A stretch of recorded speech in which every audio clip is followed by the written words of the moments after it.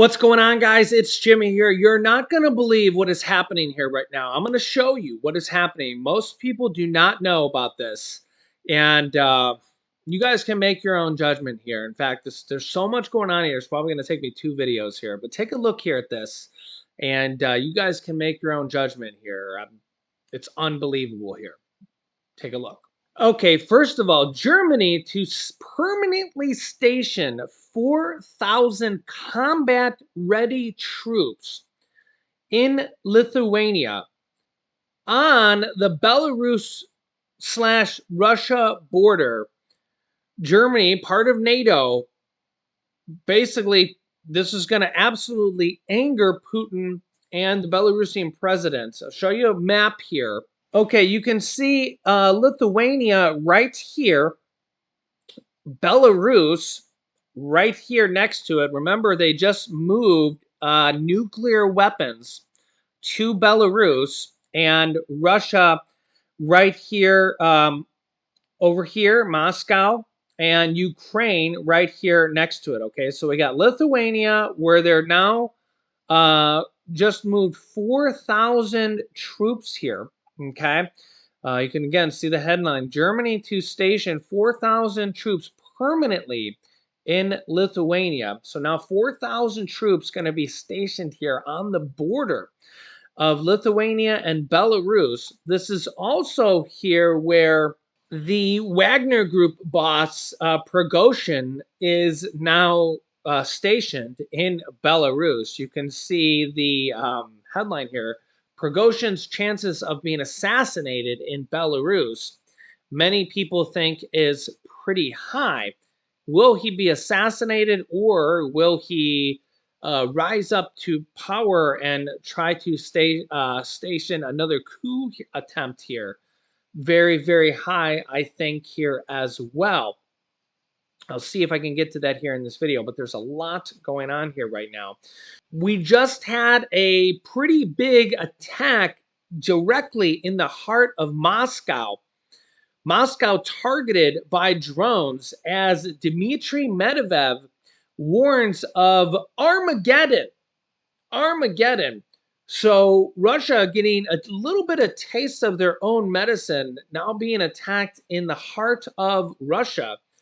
And when this happens to them, what has been happening in Ukraine here for, almost a year and a half, when it happens to them, they directly go to worst case scenario and say, warning of Armageddon.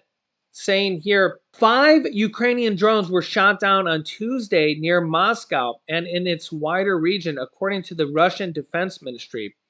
Quote, this morning, an attempt by Kyiv regime to carry out a terrorist act was prevented. 4 drones were destroyed by anti-aircraft defense near Moscow, while the 5th was neutralized by electronic warfare means, they added. No casualties were reported in the Russian capital, Moscow's mayor reported. The attacks briefly disrupted the operation, but here's where it gets interesting, right? Former Russian Prime Minister Dmitry Medvedev, and also the former president of Russia, said Armageddon is probable if the West does not agree to negotiate with Russia over its Ukraine invasion. This was published on July 3rd, echoed inflammatory Russian rhetoric towards Ukraine. He reiterated his portrayal of the war in Ukraine as part of a broader existential conflict against the West, restating many of Putin's pre-war demands.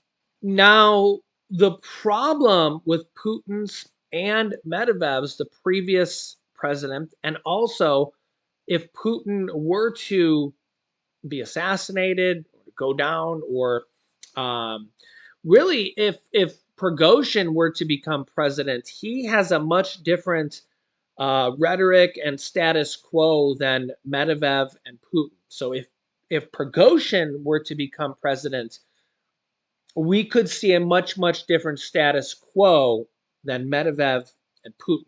Okay, they're kind of almost polar opposites there. In fact, Prigozhin, the leader of the Wagner Group, has even questioned Putin's motive for starting the war, even saying that Ukraine didn't even pose a threat to them, and that their whole motive for starting the war wasn't what Putin has said, and really it was just a land grab, which is really what they did with Crimea, and really is what a lot of people think, that Putin just wanted to put back the USSR. They want a land grab. They want to grab their resources. They want to grab the people. They just want to, make, Russia bigger, stronger, which makes sense to a lot of people. Some people think, oh, that's not the case. But whether you think that is the case or not, common sense would say, well, that's at least part of the case. They do want to make Russia bigger, stronger, more powerful. They want more land. I think most people would agree with that, at least partially. Okay. Prigozhin, we are seeing some more from him here. I'll maybe get to that here in the next video. So make sure you're subscribed, click the bell icon so you don't miss out on any new videos. Completely free to do so. The thing here about this is that, Medvedev and Putin's idea of negotiations are Ukraine give up mass amounts of land and thereby resources and the people that live on the land. Ukraine is not willing to do that. Basically, give up a mass portion of their land and their people. Ukraine is not going to do that unless there's a massive, massive change here. We're not anywhere close to seeing that happen here. So that's the problem. That's Russia's ideas of negotiation. So this is a massive problem. And we're really starting to see escalation here as Germany now moving 4,000 troops to the Belarus border. We're also starting to see more and more countries like this. Latvia suspends new visas for Russians amidst unstable situations. More and more countries starting to do stuff like this. Leaders exiled to neighboring Belarus. And every time Putin sees stuff like this, it angers him, or Medvedev, it angers them even more, even more. And it makes them want to, attack countries like this, especially because, Russia thinks they can take over smaller countries like this. They think that they can just, blast their way through them, similar to what they thought about Ukraine. They think that they can use the nukes. They think they can use Armageddon, words like that. They think that they can just bully and just bum rush through countries like this. So when they see stuff like this, they think, well, first of all, they just see red and it just angers them. It just angers them. So let me know your thoughts on this here in the comments. But, stuff like this just angers Russia. They surely don't take kindly to it. I'll keep you up to date here. I'll have more for you in the next video. I actually got a lot more for you. So make sure to subscribe down below. Click the bell icon if you haven't yet. It's completely free to do so. New videos come out here on our YouTube channel every day at 10 a.m., 3 p.m., and 8 p.m. Eastern Standard Time. Thanks for liking and sharing these videos.